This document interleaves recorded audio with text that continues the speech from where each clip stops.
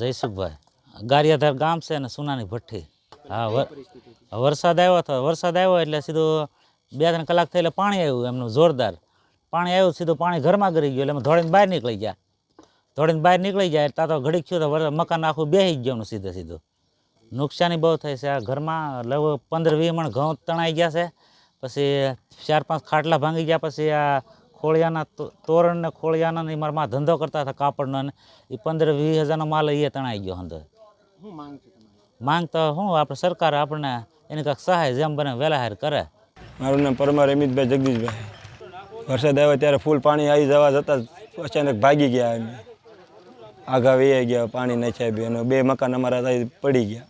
હા, પાણી અચાનક આવી જ ગયું ખારામાંથી. વરસાદ ફૂલ પડ્યો તો તણાવ વધી ગયો તો ખારા કાંઠે મકાન હતા અમારા. તો અમે છોકરા સિંહ લઈને વહેલા સુધી નીકળી ગયા.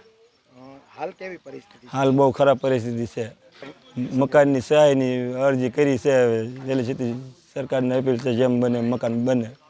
સામાન ઘરનો જેટલો કાંઈ હતો સામાન બધો દબાઈ ગયો અને પાણીમાં તણાઈ ગયો. કોઈ સર્વે કરવા આવ્યા હતા? સર્વે કરવા આવ્યા હતા, આવીને લખીને વહી ગયા. હજી કાંઈ 8 દિવસ થઈ ગયા પણ હજી કાંઈ સહાય મળી નથી.